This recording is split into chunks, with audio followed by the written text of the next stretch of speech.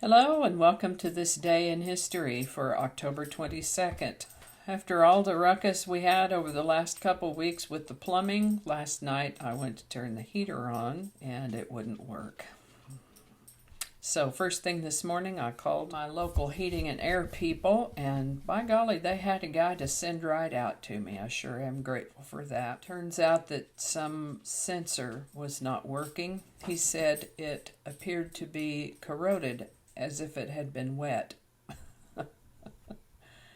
Well, I don't think water was blowing right into the heater there, but the increased humidity from all the water that was in my house during the water line issue could have contributed to that. So now I have a new sensor and the heat works. Yay!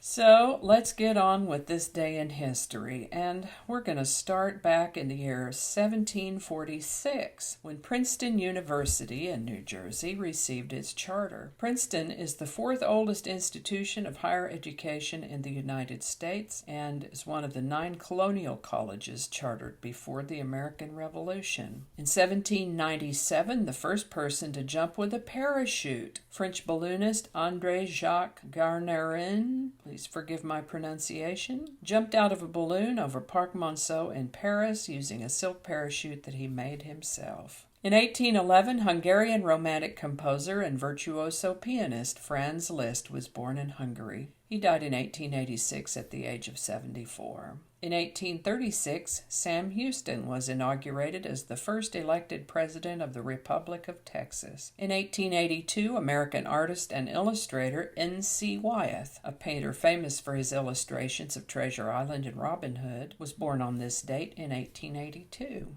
The International Meridian Conference was held in October of 1884 in Washington, D.C. to determine a prime meridian for international use. This conference was held at the request of U.S. President Chester Arthur. The subject to discuss was the choice of a meridian to be employed as a common zero of longitude and a standard of time reckoning throughout the world. This resulted in the recommendation of the Greenwich meridian as the international standard for 0 degrees longitude. French painter Paul Cézanne died at the age of 67 on this day in 1906. 1907, the Ringling brothers bought Barnum and Bailey. You may have seen their banner, Ringling Brothers Barnum and Bailey Circus. And if you're ever visiting in Florida along the west coast there, Tampa, Sarasota area, you should check out the Ringling Museum. There's actually a circus museum and a classical fine art museum and a mansion called Cadizan, which means House of John.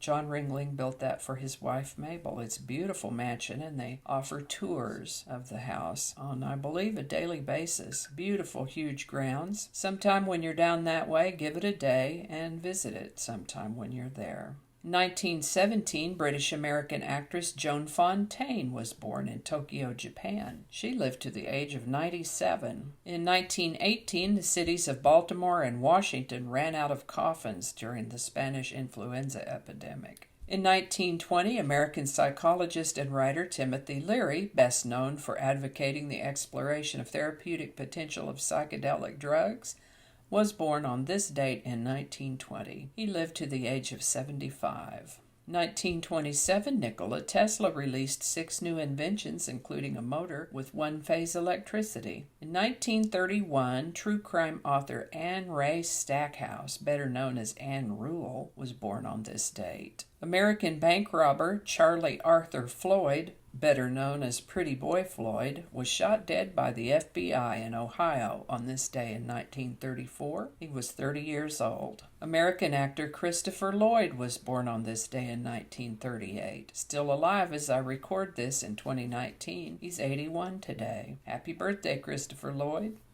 1938, Chester Carlson invented the photocopier. Originally a patent attorney as well as a part-time researcher and inventor, his job at the patent office in New York required him to make a large number of copies of important papers. He was arthritic and found this to be painful and tedious. He tried to sell his prototype machine to the likes of IBM, RCA, Kodak, and others, but they failed to recognize the use for a gadget that did nothing but make copies.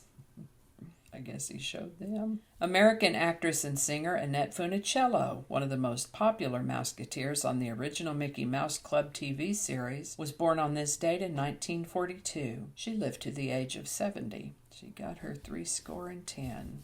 1948, Lynette Alice Squeaky Fromm, best known as a member of the Manson family and her failed attempt to assassinate the U.S. President Gerald Ford in 1975, was born on this date in 1948. She was sentenced to life imprisonment for the attempt, but was released on parole in 2009 and is 71 today. 1952, American actor Jeff Goldblum was born on this day. 1957, American forces suffer first casualties in Vietnam. 1962, JFK's address on the Cuban Missile Crisis shocked the nation. In a televised speech of extraordinary gravity, President John Kennedy announced on October 22, 1962, that U.S. spy planes had discovered Soviet missile bases in Cuba. These missile sites, under construction but nearing completion, housed medium-range missiles capable of striking a number of major cities in the United States, including Washington, D.C. Kennedy announced that he was ordering a naval quarantine of Cuba to prevent Soviet ships from transporting any more offensive weapons to the island, and explained that the United States would not tolerate the existence of the missile sites currently in place. The president made it clear that America would not stop short of military action to end what he called a clandestine, reckless, and provocative threat to world peace. I remember that. Had a nightmare about soldiers running across my yard and chasing us. 1964, music artist Toby Mac was born on this day. Kevin Michael McKeon pioneered Christian rap as a member of the group DC Talk. 1965, President Lyndon Johnson signed the Highway Beautification Act to limit billboards and other forms of outdoor advertising on highways. 1973, Japanese baseball player Ichiro Suzuki was born. 1979 sees Walt Disney World's 100 millionth guest. Wow, wonder how many they've had now.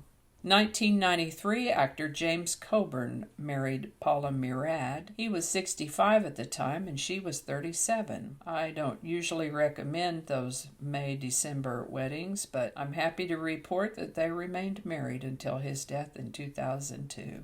And that's going to wrap it up for us today, October 22nd. Thanks for watching. Give it a like if you enjoyed this video. Consider subscribing if you haven't already. And feel free to share this video. Thanks again, and I'll see you next time.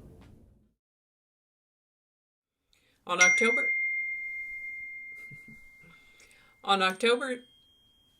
Okay, with the notifications. Let's say that again. You could say that again. Of course, duh. Don't even need to say all that. No, just read it like it's written. Okay, read that again.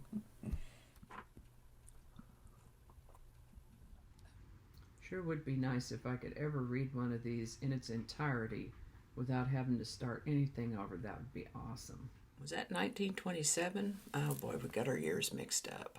I might have to take another look at that, but I'm going to have to look at that. So... plumbing happens.